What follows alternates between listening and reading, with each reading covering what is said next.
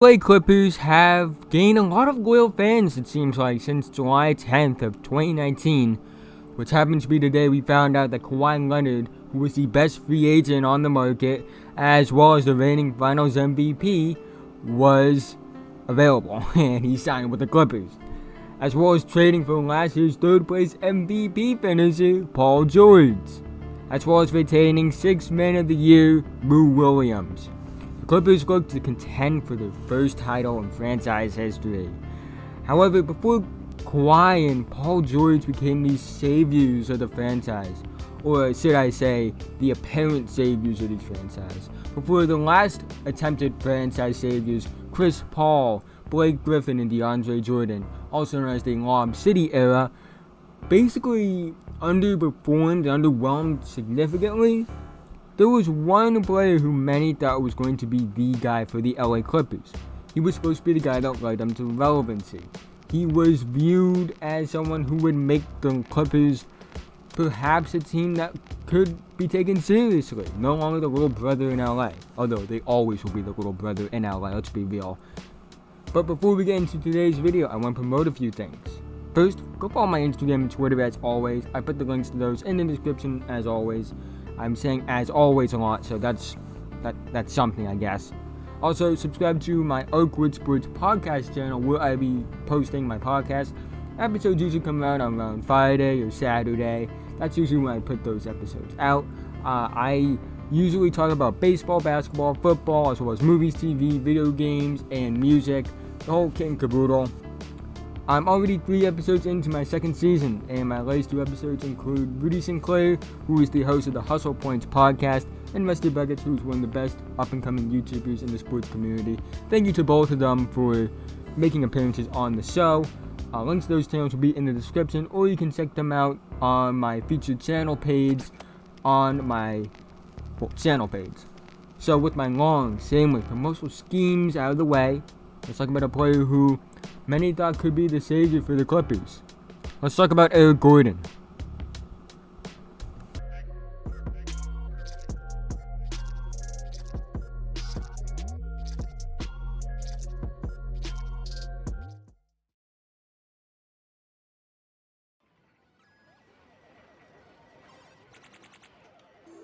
Choose your fighter.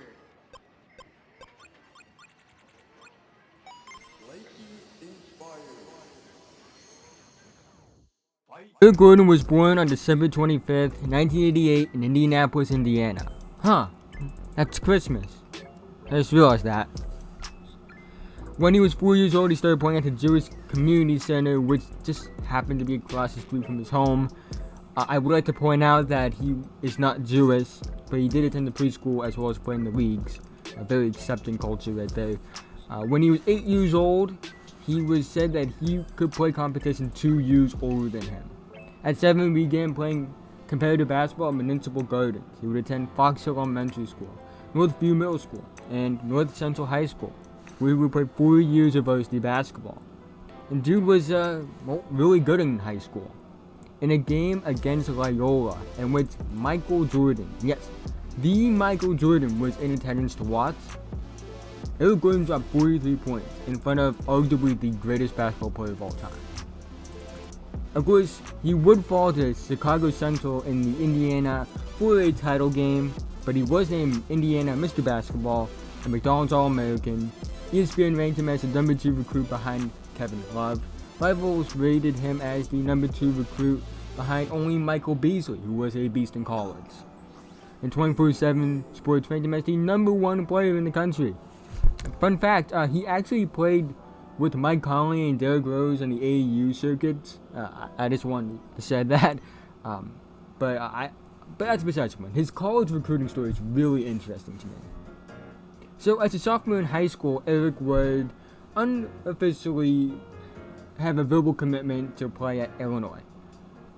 If you don't know what that is, that basically means that you say you're going to play there, you say you're committed there, but you don't sign anything. So that's basically what it is.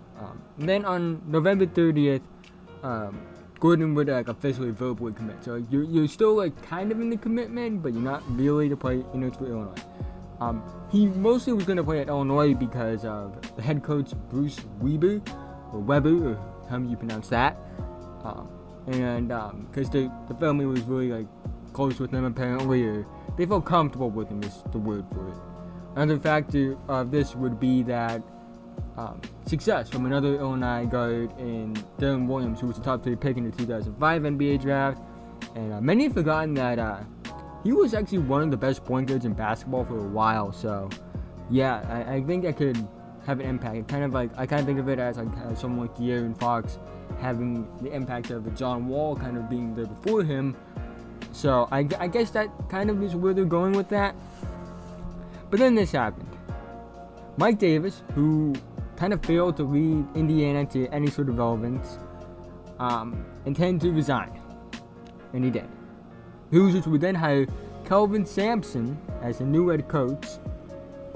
And the thing is that Gordon, who was a fan of Indiana basketball growing up, didn't want to play for Indiana because of Mike Davis. Mike Davis is gone now. And then, on top of that, Sampson would hire Jeff Meyer, who happened to be the same guy who coached Eric Gordon's dad in college. Oh yeah, just on top of that, just by chance, by the way, he happened to be a family friend. Now rumors were going around that Gordon was going to drop the verbal commitment to Illinois. This was in part to the quality of Illinois' recruiting class, and also him being a fan of the Hoosiers and the family that they just added to the coaching staff. Now, mind you, doing all this, he was still in his verbal commitment to go play for the Fighting Illini. And then he did something else. He tried to convince another top 5 recruit to join him at Illinois. You may know him, Derrick Rose, youngest MVP in NBA history, career hampered by injuries, and current Pistons starting point guard. Yeah, that guy. But Rose would decline and go play at Memphis. And during his senior year, Gordon's dropping the commitment rumors were still on the rise. And it wasn't helping that Gordon wasn't just some 4-star recruit who was still really good, but like it didn't really matter too much. Eric Gordon was one of the best players in the country. This mattered a lot. Like, I don't think you realize this, but like top recruits, like one top recruit can ruin a recruiting class if they decide not to go there or they decommit. Like, that's how much of an impact a top level recruit can have. And well, Indiana was improving as a program, so that was intriguing probably for Eric Gordon. And the final fuel to the fire was when Eric Gordon and Derrick Rose scrimmaged against the Hoosiers when they went on their unofficial visit. And then it happened. On October 12th, Eric's dad announced that Eric will be flipping his commitment. And on November 8th, 2006, Eric Gordon would sign his letter of intent to play basketball for the Indiana Hoosiers. Now, both sides were criticized. Both Sampson and Weber were criticized for failing to communicate about the commitment. I mean, more on Sampson's side for not really communicating with Weber, but Weber could have reached out, but it's really more on Sampson. And because Gordon didn't join Illinois, they were without a shooting guard. Illinois fans sent death threats. Apparently fans threw ice and beads at his parents. Well, yeah, that's just a lot of hate to a teenager when you really think about it. Eric Gordon would average 20.9 points a game, 3.3 rebounds a game, and 2.4 assists per game in his lone season at Indiana. In fact, he led the Big Ten in scoring. However, it should be noted that Eric Gordon did play the second half of the season with an injured wrist. It's kind of funny though because like the recent big-time recruit for Indiana, Romeo Langford, kind of dealt with injuries in the hand as well. This obviously led to Eric Gordon having a shooting slump to get back on track though. Indiana would lose in the first round of the tournament. Eric Gordon would win a bunch of awards: Big Ten Freshman of the Year, First Team All-Big Ten, and Third Team All-American. And he was declared for the 2008 NBA Draft at the same community center where he first learned how to play basketball. Chad Ford had him ranked as the 7th best prospect in the draft, and evidently, he would go 7th overall to the LA Clippers. Now, his career start was, less than stellar. Averaging his 4.5 points a game, 1 rebound a game, and 1.3 assists per game on 32.6% shooting from the field. However, as his minutes increased, his production would increase, including a 41-point game, which at the time was the rookie franchise record for points per Clipper, that would be broken by Blake Griffin. But he did it on January 23rd, 2009. He finished his rookie year averaging 16.1 points per game, 2.6 rebounds per game, and 2.8 assists per game on 45.6, 38.9, and 85.4 shooting splits. Now, fun fact about his second season. He competed with DeMar DeRozan at the halftime of the Rookie Challenge to see who would compete in the dunk contest. DeMar won, sorry, no dramatic build-up. But Eric Gordon really didn't see much improvement as far as his stats in his second season. However, in his third season, I consider his breakout year. He averaged 22.3 points per game, 2.9 rebounds per game, and 4.4 assists per game. Had 8 games of 30 or more points, and a 12-game streak of 20 or more points. However, one problem. Eric Gordon only played 56 games due to injuries. But still, it looked like Eric Gordon was well on his way to being one of the best shooting guards in basketball, and one of the best young players in basketball at the time. And it looks like him alongside Blake Griffin were going to lead the Clippers into contention. It was going to be a bright future for LA after years in the darkness and the shadow of the LA Lakers. And they would have a bright future, just without Eric Gordon. You see, Eric Gordon alongside 2010 first round pick Al-Farouq Aminu and 2003 first round pick Chris Kaman and a 2012 first round pick that would become Austin Rivers, it would all be traded in exchange for New Orleans Hornets superstar Chris Paul.